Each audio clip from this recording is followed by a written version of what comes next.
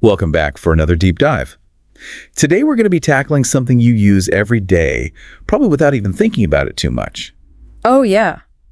Like what? Numbers and time. Okay, interesting. And how are we diving into that?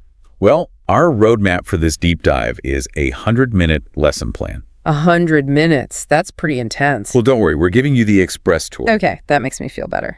I mean, you might be thinking, I already know numbers, I know how to tell time. But, think about it this way.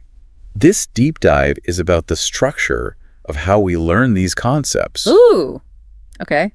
I like that. Like whether you're teaching these concepts to somebody else, or maybe you're learning a new language, or maybe you're just fascinated by those everyday things that we kind of take for granted. Yeah, it's funny how the most basic things can actually be pretty complex when you really look at them. Exactly. Yeah. So what I found really interesting about this lesson plan that we're looking at is how systematic it is. Oh, interesting. Like it starts with the most basic building blocks, and then methodically adds complexity as it goes. So it shows how our brains build up to a really sophisticated understanding, but from a simple starting point. Yeah, exactly.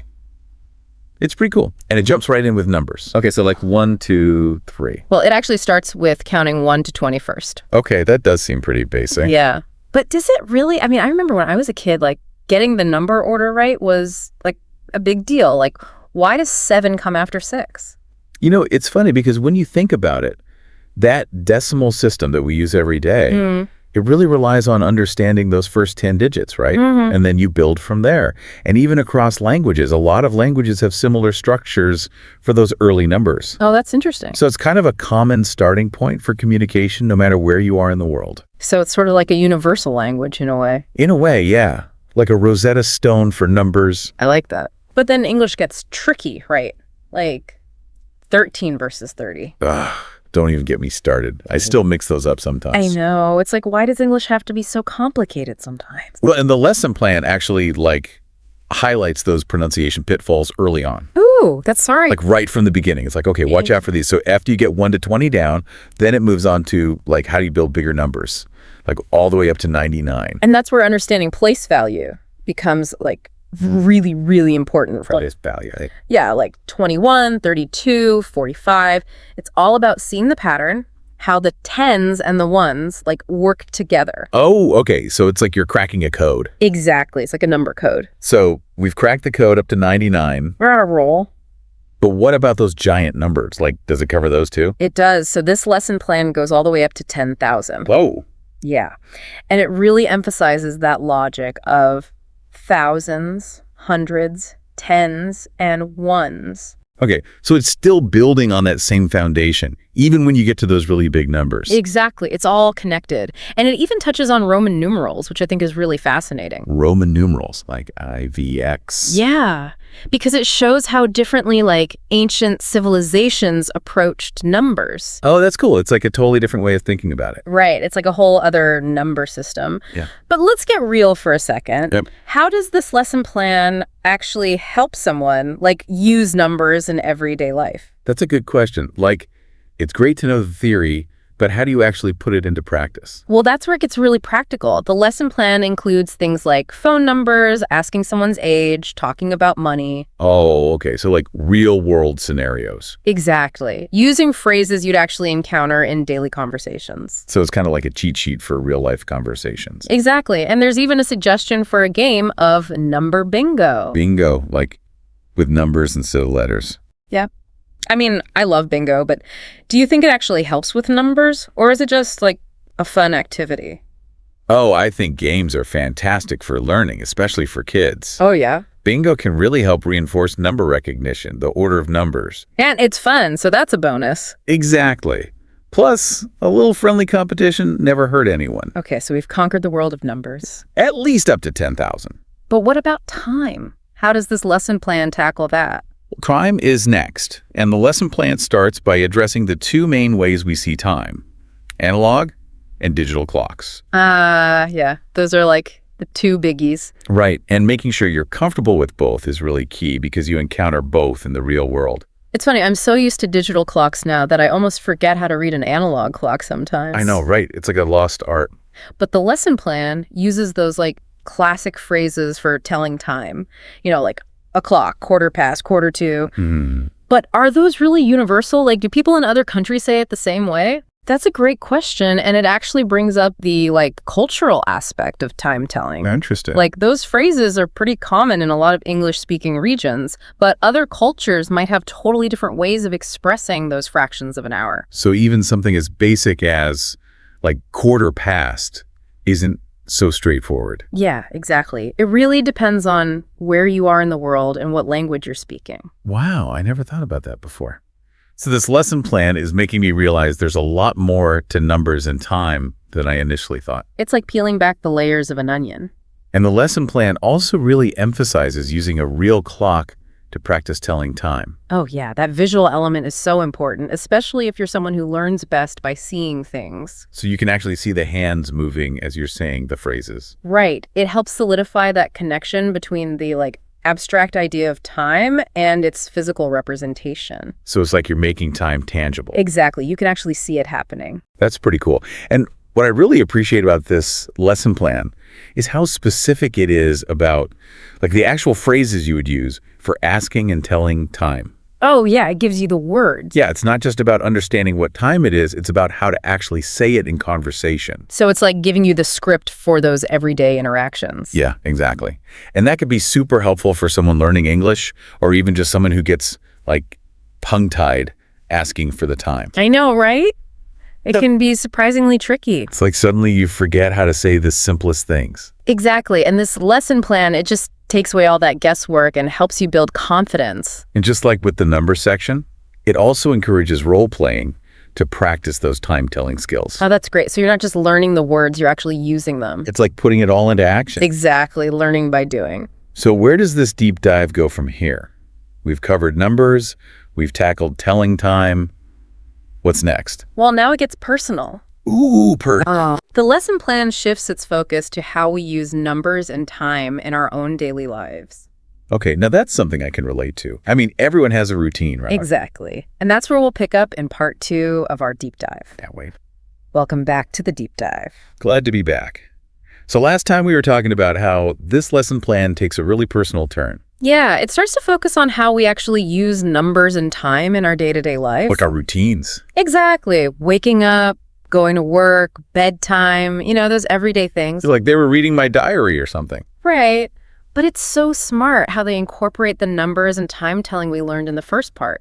It's not just about the concepts anymore. It's about applying them. Oh, so they actually give you ways to practice. Yeah, they actually suggest students write out their daily routines. Oh, interesting. So instead of just saying, I wake up at 7, you'd write. I wake up at 7 o'clock, or I wake up at 7:15.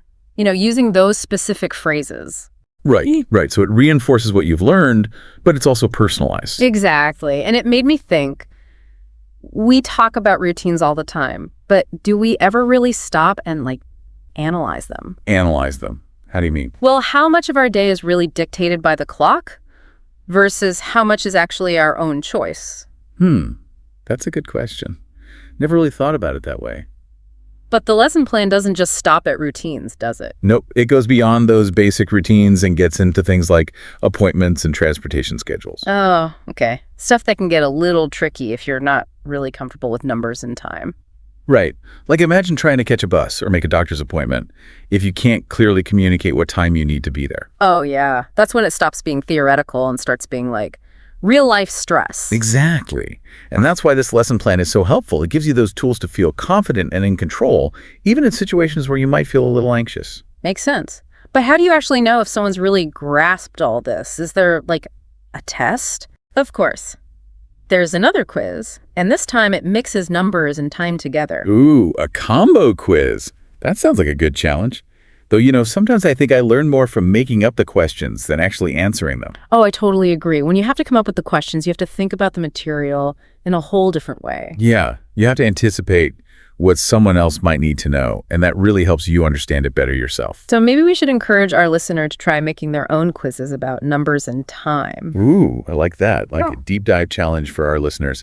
But before we get too carried away with quiz making, let's step back for a second. Okay. What have we actually learned from this deep dive into the lesson plan so far? Well, I think it shows that even with something as basic as numbers and time, there's real method to learning them. Like a step-by-step process. Yeah. Right. You start with the building blocks, and then you layer on complexity, always making sure to connect back to how you'd actually use this stuff in real life. It's like a reminder that learning should be both structured and meaningful. Exactly. And I think it's interesting how interconnected everything is. We started with numbers, then time, then routines, and now these more complex scenarios. It's like it all builds on itself. Right. It's not just separate topics, it's all woven together. And that's where we'll pick up in the final part of our deep dive. We'll see how this lesson plan really pushes learners to become fluent and confident with numbers and time in any situation. And we're back for the final part of our deep dive into numbers and time.